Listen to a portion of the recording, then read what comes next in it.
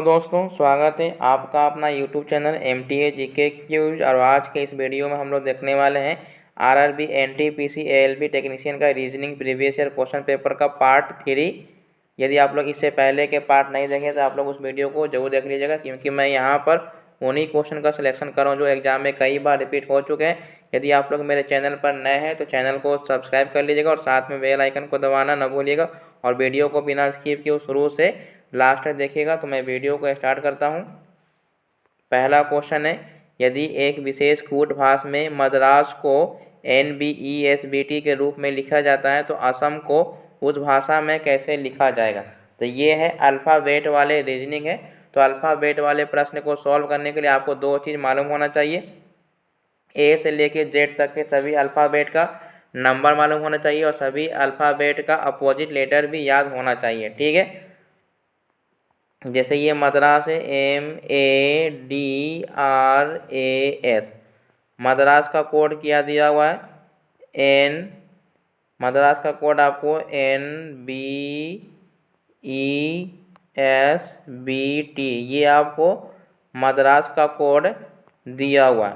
तो M का code कितना होता है? M का कोड होता है 13, A का कोड होता है 1, D का कोड होता है 4, R का कोड होता है 18 और A का कोड होता है 1, S का होता है 19। ठीक है, उसी प्रकार से ये N का कोड होता है 14, B का कोड होता है 2, E का कोड होता है 5 और S का कोड होता है 19, B का कोड होता है 2 और T का कोड होता है 20। तो नंबर लिखने से आपको क्या होता है, सभी चीज़ पता चल जाएगा कि यहाँ पर कौन सा पैटर्न फॉलो हो रहा है। जैसे ये 13 से 14 हो गया, तो 14 कैसे हुआ? उसमें एक ऐड हुआ।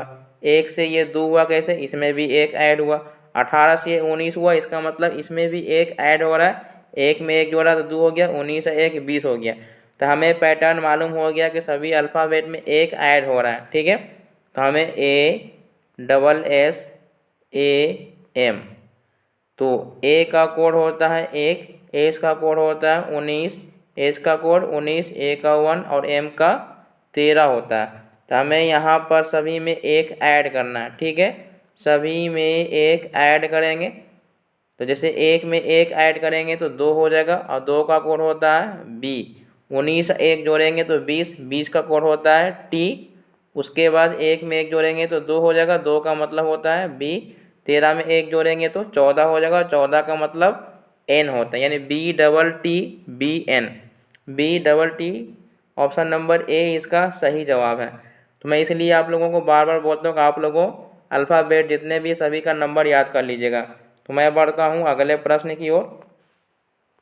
क्वेश्चन नंबर 2, एक कोड भाषा में बटर को इतना लिखा गया है, चीज़ को इतना कोड किया गया है, मिल्क को इतना कोड किया गया और क्रीम को इतना कोड किया गया है, तो इसका कोड क्या होगा। ठीक है, तो ये अल्फ़ाबेट वाले प्रश्न है। तो मैंने आपको अभी बताया है कि अल्फ़ाबेट के सभी नंबर याद होना चाहिए, तभी आप लोग क्वेश्चन को आसानी से सॉल्व कर सकते हैं। जैसे ये BUTTER बटर हो गया, तो बटर का कोड क्या दिया हुआ है? EXWWHU दिया हुआ। ठीक है, तो B का कोड होता है 2, U का कोड होता है 21, T का कोड होता है 20 और E का कोड होता है 5 और R का कोड होता है 18। उसी प्रकार से E का कोड होता है 5, X का कोड होता है 24, W का कोड होता है 23 और H का कोड होता है 8, U का कोड होता है 21। तो ये 2 से 5 होने के लिए इसमें 3 ऐड किए होंगे। 21 से 24 होने के लिए इसमें भी 3 ऐड हुआ, 20 और 3 23, 20 और 3 23। तो हमें पैटर्न मालूम हो गया कि सभी में 3 ऐड कर देना है। ठीक है, तो जैसे यहाँ पर ही हमको क्या कोड दिया हुआ है?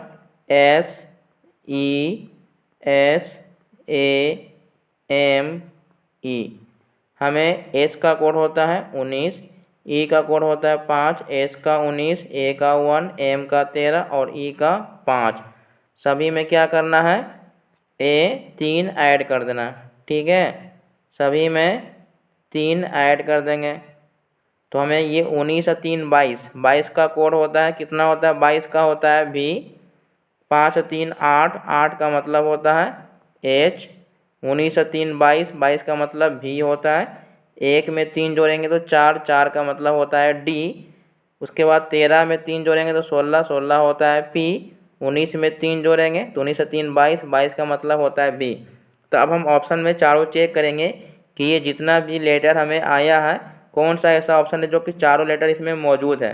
तो V, D, H, P, V, H, तो कि ऑप्शन नंबर डी में सभी के सभी मौजूद है। इसमें वाई है तो इसमें वाई नहीं है, इसमें जी है इसमें जी नहीं है, इसमें आई है इसमें आई नहीं है। तो ऑप्शन नंबर डी ऐसा है जिसमें सभी लेटर मौजूद है। तो ऑप्शन नंबर डी इसका सही जवाब है। नेक्स्ट क्वेश्चन नंबर 3, एक निश्चित कोड में मैथमेटिक्स को इतना कोड किया गया है तो इंग्लिश को कैसे कोड किया जाएगा। ठीक है, तो सेम क्वेश्चन अल्फ़ाबेट वाला है तो इसको चेक करना होता है। ठीक है, तो मैथमेटिक्स है तो एम का मतलब होता है कितना, एम का मतलब होता है 13। ठीक है, एम का मतलब 13, ए का मतलब 1, टी का मतलब होता है 20, एच का मतलब 8 होता है और ई का 5 होता है। एम का 13 होता है और ए का 1 होता है, टी का 20 होता है, आई का 9 होता है, सी का 3 होता है और एस का 19 होता है। मैंने ये अल्फ़ाबेट ना लिख कर नंबर लिख दिया। जिसका कोड दिया हुआ एन बी ये दिया हुआ। ठीक है, इसका मतलब इसका कोड क्या है, एन का मतलब होता है 14, बी का मतलब होता है 2, यू का मतलब होता है 21, आई का मतलब होता है 9, एफ का मतलब होता है 6, एन का मतलब होता है 14, बी का मतलब होता है 2। मैं इतना ही लिख के देख लेता हूँ। तो ये 13 से 14 हुआ, इसका मतलब एक ऐड हुआ, 1 1 2, 20 1 21, 8 1 9, 5 1 6, 13 1 14, 1 1 2। यानी हमें पैटर्न मालूम हो गया कि सभी में क्या करना है, +1 ऐड कर देना है। तो हमें इंग्लिश है E N G L I S H, English. English यहाँ ई का कोड होता है 5, एन का कोड होता है 14, जी का 7 होता है, एल का 12 होता है, आई का 9, एस का 19 और एच का 8 होता है। ठीक है, तो सभी में एक ऐड कर देना, सभी में क्या करना है, एक ऐड करना है। ठीक है, सभी में एक ऐड करेंगे तो यहाँ 5 में 1 जोड़ेंगे तो 6, 5 में 1 जोड़ेंगे तो 6, 6 होता है एफ का। ठीक है, 14 में 1 जोड़ेंगे तो 15, 15 होता है ओ, 7 में 1 जोड़ेंगे तो 8, 8 होता है एच का, 12 1 13, 13 होता है एम का, 9 1 10, 10 होता है जे का, 19 1 20 जो कि टी होता है, 8 1 9 ये आई होता है। FOHM, FOHM JTI, option number B इसका सही जवाब है। नेक्स्ट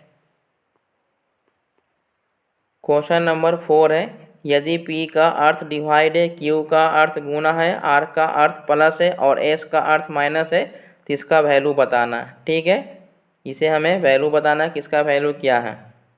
तो पहला है 14, Q का अर्थ क्या है, गुना है, 16, P का अर्थ क्या है, डिवाइड है और R का अर्थ क्या है, प्लस है, R का अर्थ क्या है, प्लस है और S का अर्थ क्या है, S का अर्थ माइनस है। तो 4 में अगर 16 से डिवाइड देंगे तो 4 आएगा, कितना आएगा, 4 आएगा। 4 में 14 से गुना करेंगे तो 56 हो जाएगा, प्लस 7 माइनस 10, 56 4 60, 60 3 63, 63 में से अगर 10 घटाएंगे तो हमें 53 आएगा, कितना आएगा, 53, जो कि ऑप्शन नंबर सी इसका सही जवाब है। नेक्स्ट, यदि आप लोगों को मेरा वीडियो अच्छा लग रहा है तो वीडियो को लाइक कीजिए, नए हैं तो चैनल को सब्सक्राइब कर लीजिएगा। क्वेश्चन नंबर 5 है, एक कोड भाषा में क्लॉक को इतना कोड किया गया है तो व्हील को कैसे लिखेंगे। ठीक है, जैसे ये CLOCK, क्लॉक का कोड दिया हुआ है BMNDJ, ये कोड दिया हुआ है। तो यहाँ पर आपको C का मतलब होता है 3, L का मतलब होता है 12, O का मतलब होता है 15 और C का कोड होता है 3, K का होता है 11, B का कोड होता है 2, M का होता है 13, N का होता है 14, D का होता है 4 और J का होता है 10। मैंने नंबर लिख दिया। तो 3 से ये 2 कैसे हुआ, यानी यहाँ पर ये कम हो गया तो माइनस यहाँ पर 1 हो गया, फिर ये 12 से 13 हो गया मतलब यहाँ पर ये +1 हो गया, फिर ये 5 है, वो 15 है तो 15 से 14 हुआ यानी -1 हुआ, 3 से 1 4 हुआ। तो हमें पैटर्न यहाँ पर क्या हुआ, एक बार माइनस ए करना है और एक बार प्लस करना है, फिर से माइनस करना है, फिर से प्लस करना है, फिर से माइनस करना है, ठीक है, फिर से माइनस करेंगे और फिर से प्लस करेंगे, यानी एक बार माइनस एक बार प्लस। तो आपको WHEEL,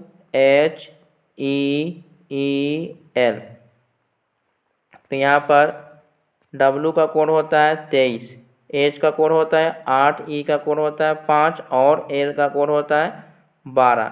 तो पहले हमें माइनस करना है, तो 23 में से एक माइनस करेंगे तो 22 होता है, 22 का कोड होता है V। फिर 8 में यहाँ पर एक जोड़ेंगे तो 9, 9 का कोड होता है I। फिर एक बार माइनस करेंगे तो 5 में से एक जाएगा 4 जो कि D हो जाएगा, उसके बाद 5 एक 6 हो जाएगा, 6 का कोड होता है F। उसके बाद फिर से यहाँ पर माइनस करेंगे तो ये हमारा हो जाएगा 11, 11 का कोड होता है K, BIDFK, option number D इसका सही जवाब है। नेक्स्ट क्वेश्चन नंबर 6, यदि P का अर्थ डिवाइड है, Q का अर्थ गुना है, R का अर्थ प्लस है और S का अर्थ माइनस है, तो इसका आपको बताना है। तो ये सेम क्वेश्चन रिपीट हो गया है, मैंने अभी आपको बताया कि इसका आंसर C है, तो आप लोग खुद से बनाइए। तो मैं बढ़ता हूँ अगले प्रश्न की ओर। क्वेश्चन नंबर 7, यदि A का अर्थ है प्लस, M का अर्थ है गुना, D का अर्थ है डिवाइड और S का अर्थ है माइनस, तो फिर इतना का आंसर बताना, ठीक है। जैसे ये 30 है तो 30 और D का अर्थ है डिवाइड, तो डिवाइड हो गया। उसके बाद A का अर्थ है प्लस 3 और M का अर्थ क्या है, M का अर्थ है गुना 6 और S का अर्थ है माइनस। अब इसको कैलकुलेट कर देना, तो 30 में 2 से भाग देंगे तो ये 15 हो जाएगा, और 3 में 6 से गुना करेंगे तो 18 हो जाएगा, -5। 15 में से 5 जाएगा तो 10 बचेगा, और 10 जोड़ देंगे 18 में तो ये हो जाएगा 28, जो कि ऑप्शन नंबर C इसका सही जवाब है। नेक्स्ट क्वेश्चन नंबर 8, निम्नलिखित शब्दों के लिए सबसे उपयुक्त वेन आरेख चुनना है। इसमें आपको वेन डायग्राम चुनना कौन सा सही है। जैसे घोड़ा है, बंदर है, बाघ है, तो घोड़ा ना तो बंदर हो सकता ना तो बाघ हो सकता, यानी तीनों जानवर क्या है, अलग अलग है, कोई भी जानवर एक दूसरे से संबंध नहीं है, ना तो घोड़ा का संबंध बंदर और बाघ से, ना ही बाघ का संबंध घोड़ा बंदर से, इसका मतलब तीनों क्या है, अलग है। तो ऑप्शन नंबर C इसका सही है। नेक्स्ट क्वेश्चन नंबर 9, वेन आरेख में कौन सा विकल्प निम्नलिखित के आपसी संबंध को व्यक्त करता है। जैसे हाथ है, पैर है, शरीर है, इतना तो कन्फर्म है कि हाथ जो है वो अलग होगा, पैर जो है वो भी अलग होगा। तो हाथ पैर कहाँ होता है, तो वो शरीर में होता है। कहाँ पर होता है, शरीर में होता है। तो इस प्रकार से जो भी वेन डायग्राम बना होगा वही मेरा आंसर हो जाएगा। ऑप्शन नंबर B इसका सही जवाब है, ठीक है। हाथ पैर शरीर के अंदर आता है, हाथ और पैर बिल्कुल अलग होते हैं। नेक्स्ट क्वेश्चन नंबर 10, ये कथन और निष्कर्ष वाले क्वेश्चन है, जिसको मैं आप लोगों को वेन डायग्राम के माध्यम से समझाने वाला हूँ। तो उसको बताने से पहले आपको मैं 3 कॉन्सेप्ट को बताने वाला हूँ। पहला कॉन्सेप्ट होता है सभी, ठीक है। पहला कॉन्सेप्ट क्या है, सभी। सभी में क्या होता है कि एक छोटा सा सर्किल बड़े सर्किल के अंदर आ जाएगा, इस प्रकार से ये होगा। तो ये सभी के लिए हो गया। दूसरा हमारा है कोई नहीं। दूसरा कॉन्सेप्ट क्या है, कोई नहीं। तो कोई नहीं का कॉन्सेप्ट क्या होता है, इसमें सर्किल चाहे जितना भी हो, कोई भी सर्किल एक दूसरे को ज़रा सा भी टच नहीं करेगा, बिल्कुल अलग अलग रहेगा। तो ये हो गया कोई नहीं। तीसरा कॉन्सेप्ट मैं आप लोगों को बताने वाला हूँ कुछ कुछ वाले, कुछ कुछ है, ठीक है। तो कुछ कुछ का क्या होता है कॉन्सेप्ट, कि इसमें एक सर्किल दूसरे सर्किल को चैन की तरह इस प्रकार से कटा रहेगा, ठीक है। इस प्रकार से ये कुछ कुछ वाला हो गया। तो मैंने आपको 3 कॉन्सेप्ट को समझा दिया है। तो अब मैं क्वेश्चन को सॉल्व करने वाला हूँ।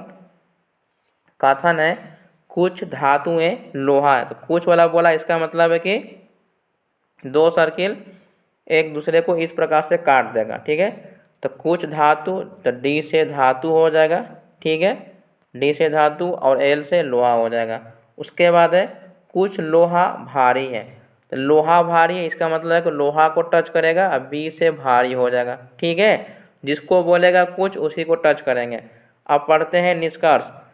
पहला है कि सभी लोहे धातुएं हैं, तो सभी वाला मैंने क्या बताया, सभी वाला में इस प्रकार से डायग्राम होगा जो कि एक भी नहीं है, तो पहला गलत है।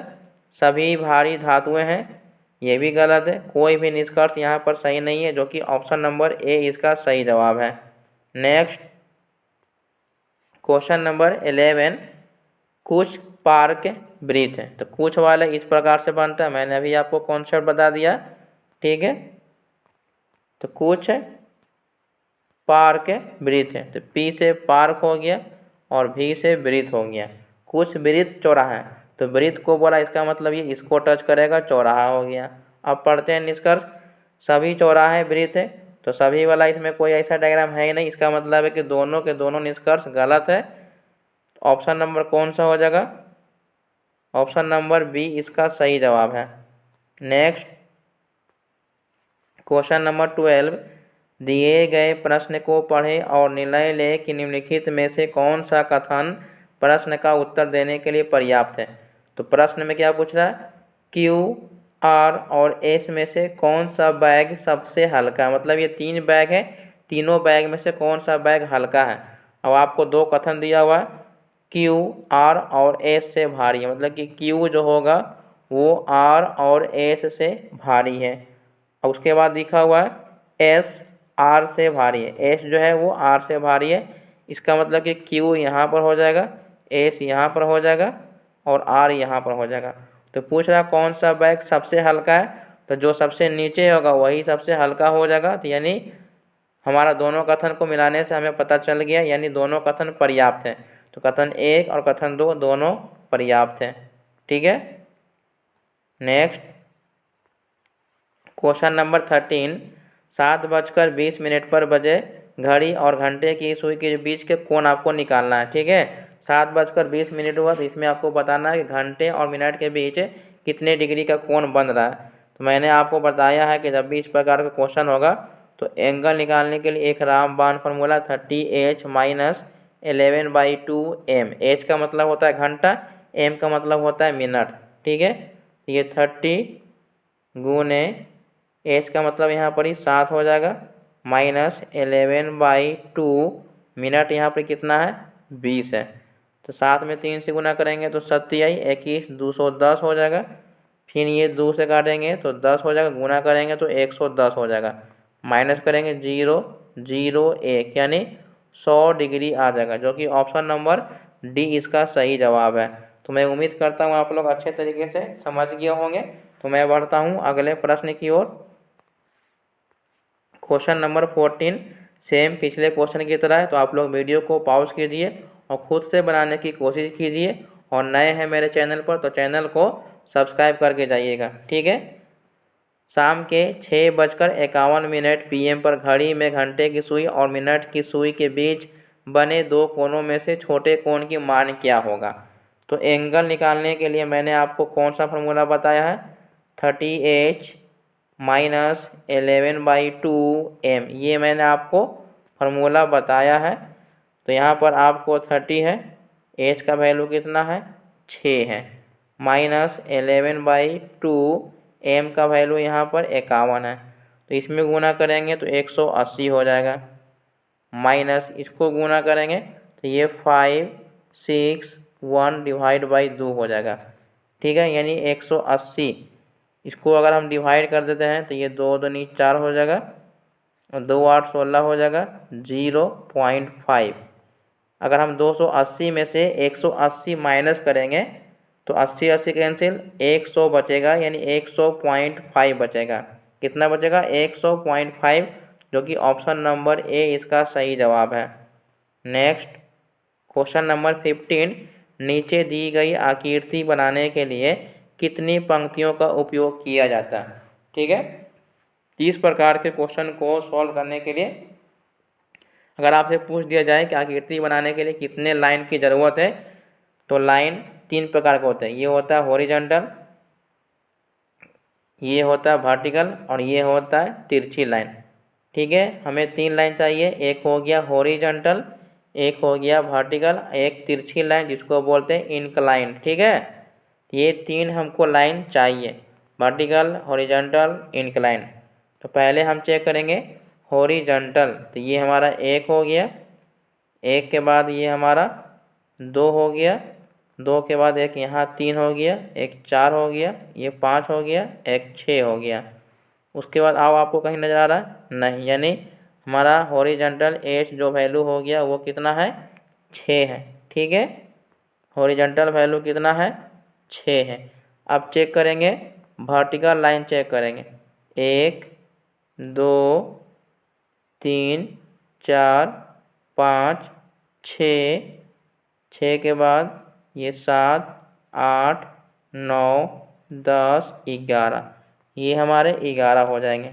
ठीक है, हॉरिजॉन्टल हमारा 6 है, वर्टिकल हमारा 11 है। अब बच गया हमारा इंक्लाइन रेखा, तिरछी लाइन हमको बच गया। ठीक है, ये 1 है, ये 2 हो गया। ठीक है, उसके बाद 3, 3 के बाद ये हमारा 4 5, 5 हो गया। उसके बाद ये 6 हो जाएगा, 6 के बाद ये छोटा सा 7 हो गया, 7 के बाद ये हमारा 8 हो गया, 8 एक 9, एक 10, एक 11, एक 12, एक 13 हो गया, एक 14 हो गया, यानी कितना हो गया? 14। अगर सबको पहले जोड़ देते, 4 एक 5, 5 6 11 हो गया, 1 1 2 1 3 हो गया, यानी टोटल कितने लाइन हो जाएंगे? 31 हो जाएंगे, जो कि ऑप्शन नंबर बी इसका सही जवाब है। नेक्स्ट क्वेश्चन नंबर 16, नीचे दी गई आकृति बनाने के लिए कितनी पंक्तियों का उपयोग किया जाता है? तो मैंने आपको क्या बताया कि एक हमें चाहिए हॉरिजॉन्टल, एक चाहिए वर्टिकल, एक चाहिए इंक्लाइन रेखा जो कि ये तिरछा होता है। ठीक है, तो पहले हम हॉरिजॉन्टल चेक करते हैं। ये हमारा 1 हो गया, ये 2 हो गया और ये हमारा 3 हो गया। तो हॉरिजॉन्टल मेरा कितना हो गया? 3 हो गया। अब हम चेक करेंगे वर्टिकल, 1 2 3 4, ये हमारा हो गया 4 लाइन। अब हम चेक करने वाले हैं ये। ठीक है, वर्टिकल हो गया। अब इंक्लाइन रेखा, 1 1 2 3 4 5 6 7 8, इसमें कितना है? 8 है, तो 8 4 12, 12 3 15 हो गया। इसमें भी याव होगा, इतना तो 15 हो गया, 15 1 16, 16 1 17, 18 19 20 21 22, एक हमारा ये वाला 23 है, यानी टोटल कितने हैं? 23 है। टोटल हमारे पास इसमें 23 है, जो कि ऑप्शन नंबर बी इसका सही जवाब है। नेक्स्ट क्वेश्चन नंबर 17, दिए गए विकल्पों में से उपरोक्त छवि की जल में बनने वाले उचित प्रतिबिंब का चयन करना है। तो जल प्रतिबिंब का कॉन्सेप्ट क्या होता है कि ऊपर वाली वस्तु नीचे आ जाती है और नीचे वाली वस्तु ऊपर चली जाती है। इसमें टॉप और बॉटम सिर्फ चेंजिंग होता है, दाएं बाएं चेंजिंग नहीं होता है। ठीक है, जल प्रतिबिंब में दाएं बाएं चेंज नहीं होता, दाएं वाली वस्तु दाएं साइड, बाएं वाली वस्तु बाएं साइड रहता है, सिर्फ चेंजिंग ऊपर और नीचे का होता है। ठीक है, जैसे ये हमारा फिगर बना हुआ, ये दाएं साइड बना हुआ, तो ये दाएं साइड ही रहना चाहिए। ये हमारे बाएं साइड आ गया तो ये नहीं होगा, ये बाएं साइड हो गया, ये भी नहीं होगा। ठीक है, अब ये हमारा ऊपर की ओर है, इसे मुँह किया हुआ, तो ये वाला हमारा नीचे आना चाहिए, जो कि ये वाला हमारा बिल्कुल सही, ये तो हो ही नहीं सकता, ये वाला सही है। तो ऑप्शन नंबर डी इसका राइट आंसर है। नेक्स्ट क्वेश्चन नंबर 18, उपरोक्त आकृति का जल प्रतिबिंब निम्नलिखित में से क्या होगा? तो मैंने आपको क्या बताया, जल प्रतिबिंब में ऊपर वाले वस्तु ऊपर और नीचे वाले वस्तु को चेंज करके नीचे आ जाता है। ठीक है, तो जल प्रतिबिंब में ऊपर और नीचे चेंजिंग होता है, दाएं बाएं चेंज नहीं होता है। अब ये वाला जो एरो बना हुआ ये कहाँ जाएगा? ऊपर की ओर जाएगा, और ये वाला हमारा नीचे की ओर आ जाएगा, तो ये तो उधर चला गया, तो ये होगा नहीं। उसके बाद ये ऊपर के ऊपर है, तो ये भी नहीं होगा।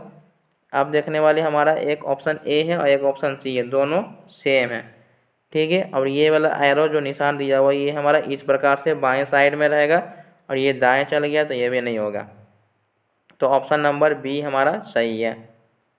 नेक्स्ट क्वेश्चन नंबर 19, किसी कूट भाषा में KEEN को PVVM के रूप में लिखा जाता है, तो उसी भाषा में PEAL को क्या कोड दिया जाएगा? ठीक है, जैसे ये K है, EEN इसका कोड दिया हुआ है PVVM दिया हुआ, ठीक है।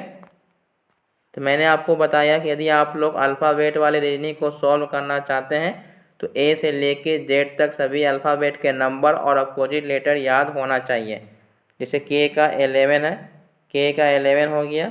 उसके बाद ई का कोड होता है 5, एन का कोड होता है 14, पी का कोड होता है 16, भी का कोड होता है 22, भी का कोड कितना होता है 22, एम का कोड होता है 13। तो यहाँ पर अगर 11 को 16 से जोड़ेंगे तो ये 27 हो जाएगा। यदि दो अल्फ़ाबेट को जोड़ने पर 27 आ जाता है, इसका मतलब कि वो अपोजिट लेटर है। 22 5 27, 22 5 27, 14 13 27।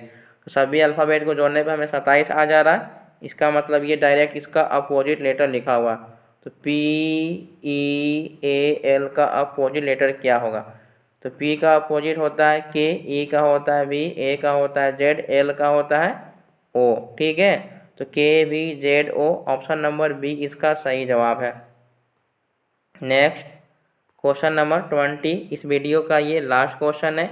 यदि आप लोगों को मेरा वीडियो अच्छा लगा हो तो वीडियो को लाइक कीजिए और अपने दोस्तों के साथ शेयर ज़रूर कीजिएगा। और यदि आप लोग मेरे चैनल पर पहली बार विजिट करें तो मेरे चैनल को सब्सक्राइब कर लीजिएगा और साथ में बेल आइकन को दबाना ना भूलिएगा, क्योंकि जब भी कोई मैं वीडियो अपलोड करूँगा तो नोटिफिकेशन सबसे पहले आपके पास पहुँच जाएगा। और वीडियो को हमेशा शुरू से लास्ट तक देखिएगा। तो क्वेश्चन नंबर 20 है, यदि P का अर्थ गुना है, R का अर्थ प्लस है, T का अर्थ डिवाइड है और S का अर्थ माइनस है, तो इसका वैल्यू बताना है। तो ये 35, T का अर्थ क्या है? T का अर्थ डिवाइड है और P का अर्थ गुना है, S का अर्थ माइनस है और R का अर्थ प्लस है।